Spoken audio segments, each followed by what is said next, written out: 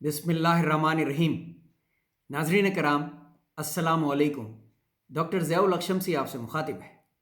آج میں ایک بہت خاص ویلاگ لے کر حاضر ہوا ہوں۔ انفیکٹ آپ کو یاد ہوگا ابھی کچھ دن پہلے جب بھارت سرکار نے ویر چکر سے نوازا تھا ہمارے ایک مہمان کو، جن کا نام تھا ونگ کمانڈر ابھینندن، اور اب وہ گروپ کیپٹن ہو گئے ہیں۔ اور اس کے بعد جب وہ یہاں سے واپس گئے تھے تو ان کا بہت بھرپور استقبال ہوا تھا، اور اب تقریباً 1.5-2 سال بعد انہیں ویر چکر سے نوازا گیا ہے۔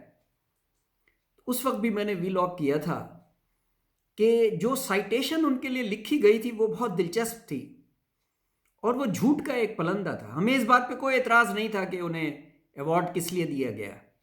وہ بھارتی ہیں، ان کی مرضی ہے، وہ انہیں ایوارڈ 1 دے یا 2 دے، اس سے ہمارا کوئی لینا دونا نہیں ہے۔ اور پاک فضائیہ کے ڈی سی ایس آپریشنز نے بھی اپنے انٹرویو میں یہی کہا تھا۔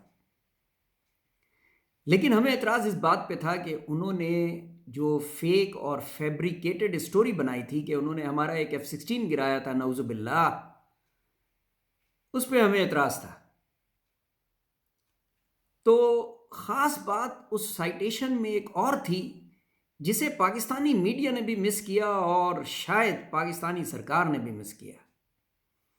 وہ یہ تھی کہ بھارت نے اپنے سائٹیشن میں یہ قبول کیا کہ ابھینندن کا طیارہ جو کہ دشمن کے میزائل سے گرا تھا، یعنی پاکستان فضائیہ کے جہاز سے گرایا گیا تھا، وہ دشمن کے علاقے میں گرا تھا، یعنی وہ کشمیر کے اس حصے میں گرا تھا جو پاکستان کے کنٹرول میں ہے۔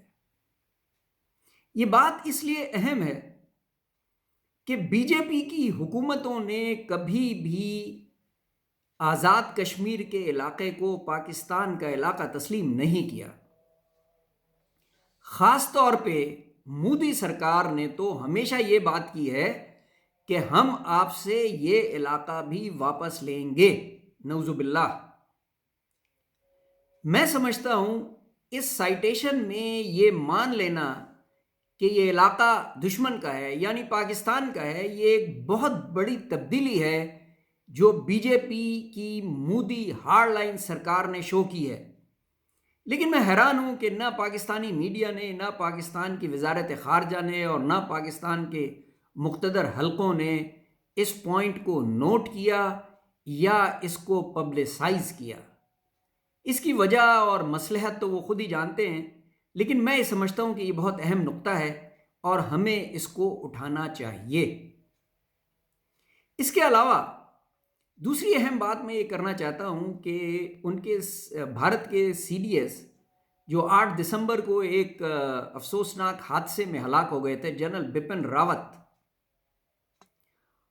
وہ انڈین ملٹری کو ماڈرنائز کر رہے تھے، اس کو ریفارم کر رہے تھے۔ ان کی اچانک موت سے انڈین ملٹری کی ماڈرنائزیشن کو کیا ہوگا، کیا مضمرات ہوں گے، اور اس سے ریجن پہ، اسٹریٹجک بیلنس پہ کیا فرق پڑے گا، اس پہ تحقیق اور ڈیبیٹ بہت ضروری ہے۔ لیکن میں حیران ہوں کہ ابھی تک پاکستان میں اس پہ بات چیت نہیں ہوئی۔ میں انشاءاللہ بہت جلد اپنی تحقیق مکمل کر کے ویلاگ کروں گا، کیونکہ یہ ایک بہت اہم ایشو ہے۔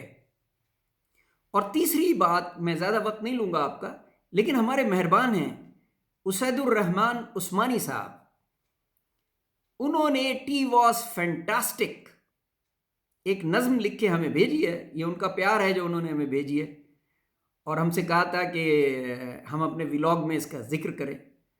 تو یہ ہمارے لیے بڑی خوشی کی بات ہے کہ ہمارے چاہنے والے اپنی تحریر ہمیں بھیج رہے ہیں۔ تو میں پڑھ کے سناؤں گا۔ ٹی واز فینٹاسٹک بائی اسید الرحمان عثمانی۔ جب کوئی چائے پہ بلائے گا، حال ابھینندن کا یاد آئے گا۔ گم شدہ گائے کی طرح تھے تم، طیارے سے اپنے ہی جدا تھے تم۔ یہ اس وقت کا ذکر کر رہے ہیں اسید صاحب جب ابھینندن پیراشوٹ کے ذریعے نیچے گرے تھے اور کشمیری عوام ان کی خاطر تواضع کر رہی تھی۔ سر کوئی شرم سے جھکائے گا، حال ابھینندن کا یاد آئے گا۔